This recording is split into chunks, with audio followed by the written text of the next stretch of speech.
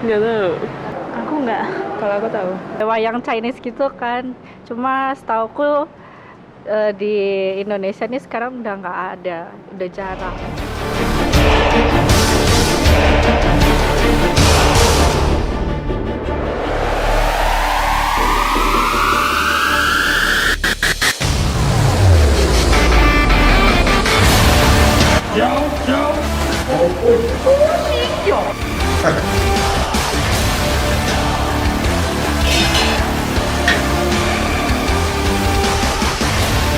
Cantik.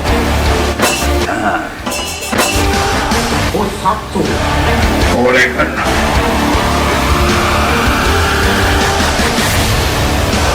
Raja Serial.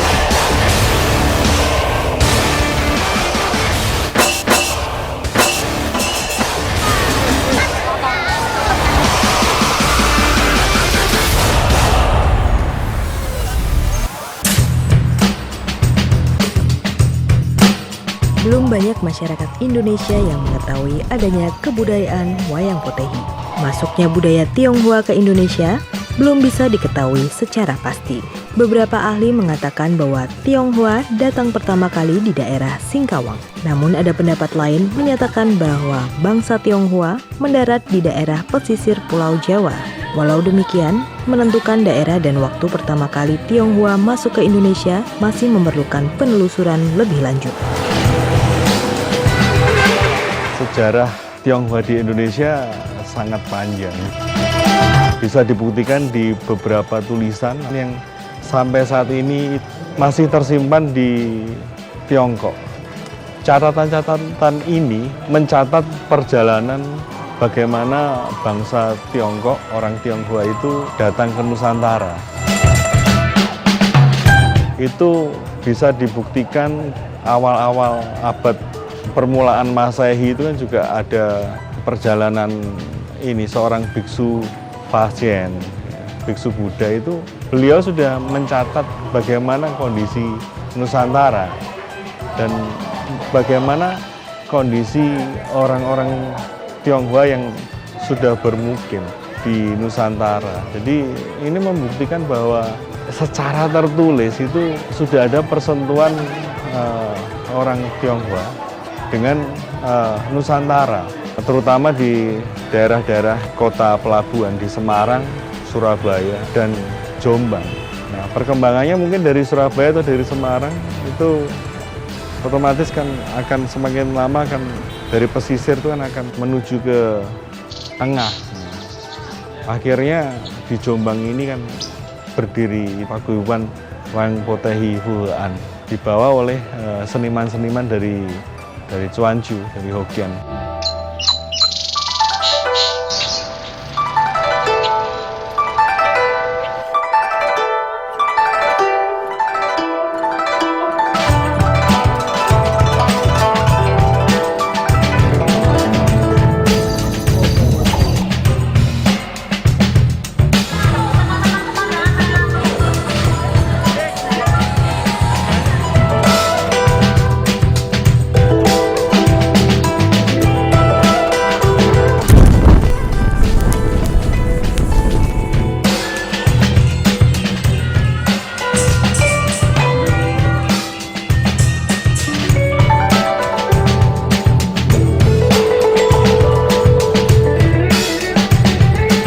Dari beragam budaya Tionghoa yang masih eksis dan bisa diterima oleh masyarakat Indonesia, ada satu kesenian budaya Tionghoa yang hampir punah, yaitu wayang potehi.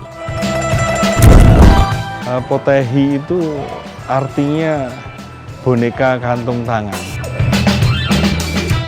Kenapa lantas dikatakan potehi? Jadi karena ini adalah sebuah kesenian teater di mana potehi itu berarti boneka kantung tangan. Nah, itu dari bahasa Hokkien. Intinya begini, manuskrip kuno itu sudah menuliskan bahwa ada semacam pementasan atau teater wayang Cina. Abad 17 sudah tercatat.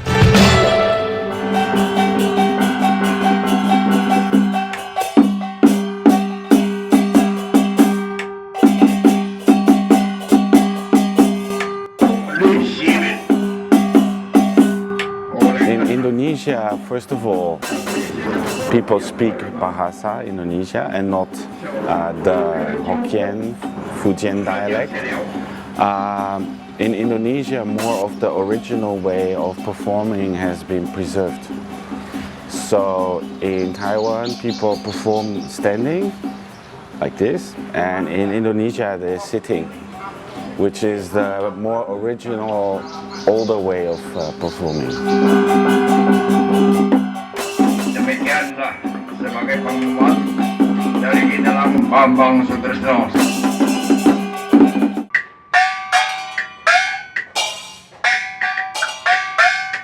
Di manuskrip itu ada tertulis bahwa di abad 17 itu sudah ada pertunjukan wayang Cina, sudah eksis di Jawa. Berikutnya pada abad 18 pertengahan ada pertunjukan Potehi di Batavia. Di situ tertulis bahwa yang dimainkan di Batavia itu adalah grup Potehi dari Semarang. Di abad yang sama juga, abad ke-18, 1700-an sekian, itu di Semarang ada pertunjukan Potehi.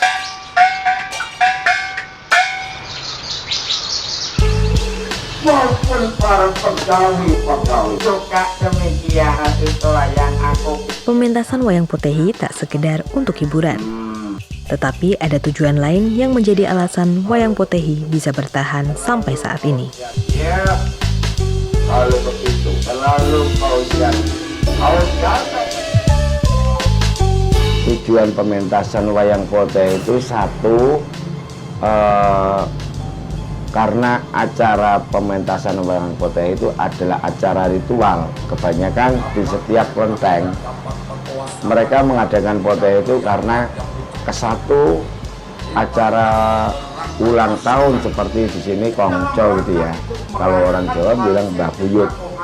Nah, itu setiap tahunnya dia diadakan ulang tahun dan diadakan Potehi. Nah, mereka hanya menanggap 1, 2, 3 hari, tapi kelanjutannya ada simpatisan. Simpatisan mereka ingin menambah 1, 2 hari, akhirnya saling menambah, akhirnya sampai berkepanjangan 1 sampai 2 bulan lebih. Jadi seperti itu. Potehi atau yang sering disebut dengan boneka sarung tangan mulai berkembang 1 dekade terakhir. Untuk memainkan wayang Potehi hanya memerlukan kelincahan jari dan pergelangan tangan.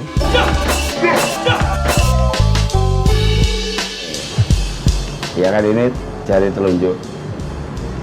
Nah seperti ini. Nah, ya, ini kepala. Jari yang 3 sebelah kanan. Nah, seperti ini. Di balik keunikan dan keistimewaan wayang Potehi, ada babak gelap yang terjadi pada satu periode di Indonesia. Saya memutuskan untuk menyatakan berhenti dari jabatan saya sebagai Presiden Republik Indonesia terhitung sejak saya bacakan pernyataan ini pada hari ini, Kamis 21 Mei 1998. Hiruk-pikuk politik tahun 1965 berujung pada konsekuensi tak terelakkan bagi masyarakat Tionghoa. Mereka yang berabad-abad memiliki peran penting dalam kehidupan peradaban Nusantara mendadak seperti tersingkirkan secara sosial, politik, dan budaya. Hal ini berdampak pada keberadaan wayang Potehi yang semakin sulit untuk dipertunjukkan karena dikeluarkannya peraturan pemerintah yang melarang pertunjukan wayang Potehi.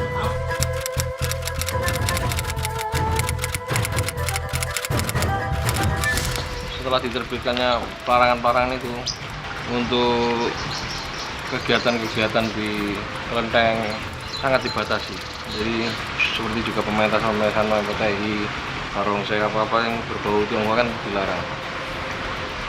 Ini adalah salah satu bukti pada saat itu kegiatan-kegiatan yang berbau Tionghoa dilarang. Ini 96, 97. Tidak mementaskan wayang golek Potehi dan leang-leong. Tidak boleh. Tapi karena di Budo ini hubungannya pengurus-pengurus kelenteng ini dengan Muspika, dengan lingkungan sangat baik. kegiatan ini tetap berlangsung walaupun secara resmi dilarang. Jadi Potehi tetap dipentaskan di Ngudo. Bahkan tahun 76 barongsai yang saya tahu khususnya Jawa Timur yang berani mentaskan yang Ngudo. Tahun 80 itu Ngudo setiap ada karnaval hari proklamasi kita diminta untuk tampil barongsai. Padahal saat itu kan masa-masa masih Orde Baru dilarang. Saya tidak pernah ngalami di Ngudo ini, tidak pernah ngalami ditangkap seperti cerita-cerita orang yang dibawa ke Kodim, tidak pernah gitu.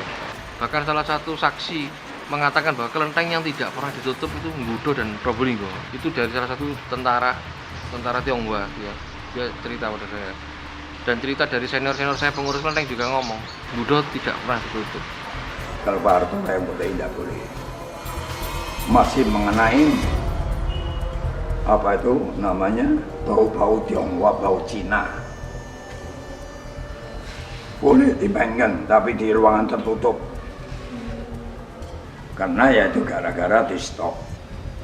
Wayang Potehi mengandung dari suku bahasa Cina.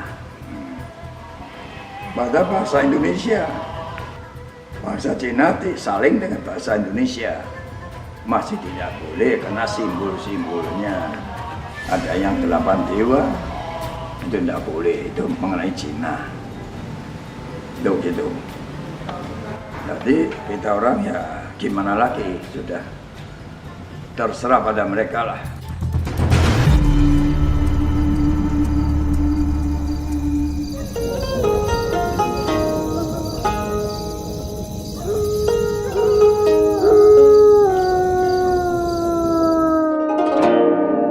Saya diberikan berkah, pemimpinan, panjang umur, banyak rezeki, dijauhkan dari segala kesukaran.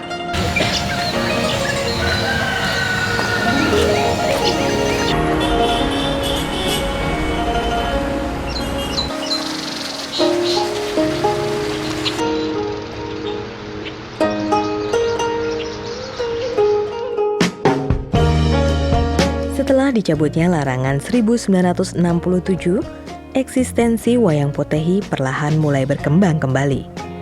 Beberapa daerah sudah berani menampilkan pementasan wayang Potehi. Wayang Potehi dimainkan di atas panggung berukuran 120 x 100 cm. Pementasan menghadap ke patung dewa dan biasanya dilakukan pada sore dan malam hari, masing-masing berdurasi sekitar 2 jam.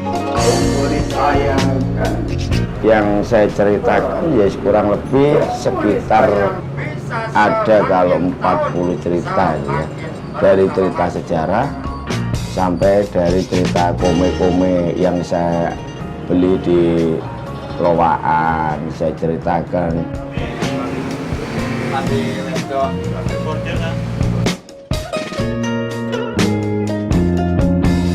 Kebudayaan Potehi yang hampir punah memerlukan perhatian khusus dalam pelestariannya. Unsur kecintaan akan seni dan tradisi mendorong Tony, salah satu keturunan dalam generasi ketiga, untuk melestarikan wayang Potehi.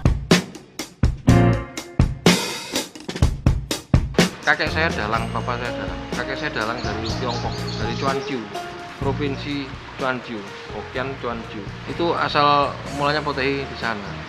Saya karena seneng sama Potehi, saya sejak kecil seneng Potehi. Kehidupan saya di kelenteng ini. Jadi setelah papa saya nggak jadi dalang, mama papa saya kerja di kelenteng. Jadi saya sejak kecil usia 3 tahun sudah hidup di kelenteng ini. Mama saya kerja di sini dan saya setiap hari itu melihat kegiatan para dalang. Para dalang dulu itu masa-masa banyak tidak ada pementasan, mereka Potehi itu buat sendiri. Seperti Pak Dalang Sing Chuan salah satunya itu buat. Jadi saya sejak itu saya lihat mereka buat. Jadi saya tirukan, saya buat Potehi. Setelah saya kerja, saya punya duit itu saya tertarik membuat Potehi yang sesuai yang asli-aslinya. Jadi saya mencari contoh seperti itu, peninggalan kakek saya ada berapa biji. Saya ke Pak Tio Tionggi Semarang ada 25-30 biji. Terus saya cari barang-barang Potehi yang kuno-kuno, saya produksi kembali bentuknya seperti itu dan terkumpul sampai hari ini. Dan waktu mencari bentuk-bentuk itu nggak mudah nemui orang-orang, melihat aja kadang nggak boleh. Ada yang tidak, saya ke Malang itu ada yang dilihat aja nggak boleh. Ke Pak Tio aja nggak mudah. Saya ke Semarang pulang pergi kadang dapat 1 biji, 2 biji saya kembalikan. Saya selama ini kan beberapa kali diundang ke luar negeri, ya justru mereka yang malah peduli.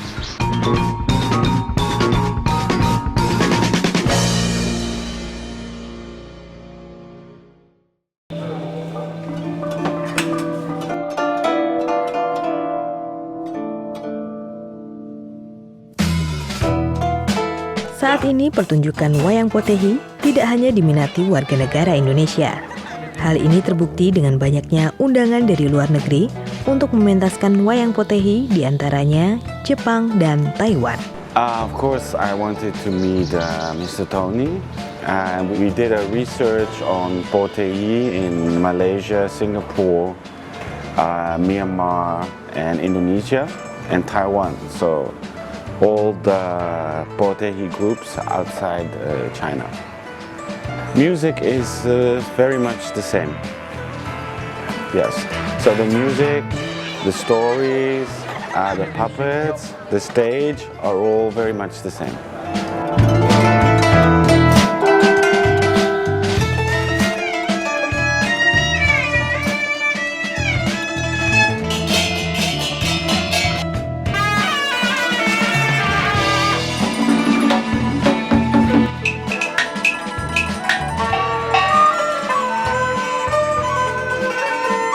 Peralatan potehi ini kita yang simpel, ini cukup kita bermain 5 orang seperti ini.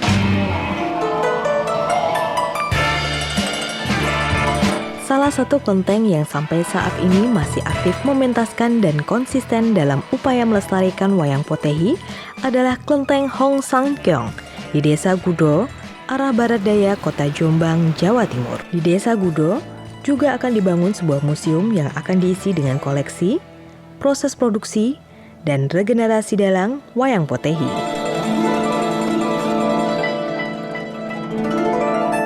Kita memang mencari regenerasi memang agak kesulitan. Kalau sekarang kan mereka kan belum paham potehi. Kita pelatihan langsung praktek. Top.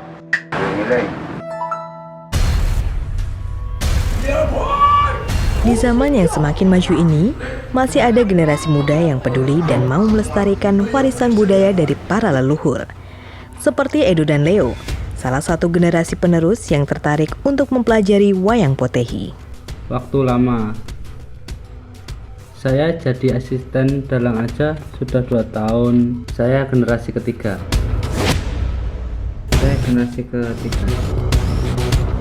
Keturunan. Jadi itu kan kakek dulu juga pemain, muda sampai tua. Bapak juga ikut jadi pembantu. Terus saya juga disuruh ikut sama kakek.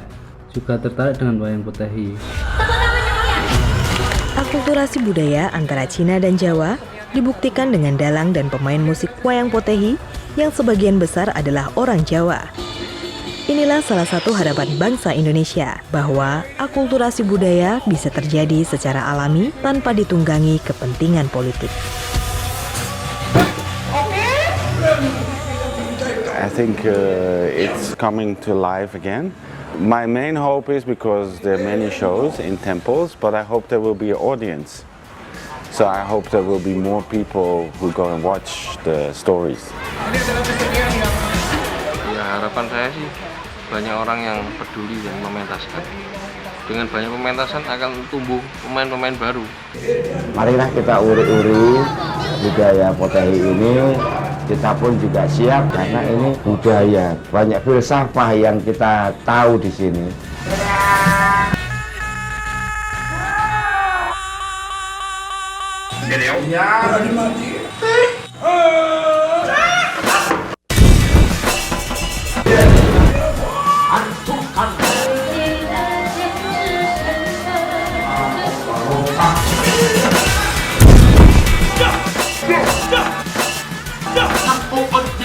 Yang sudah berdiri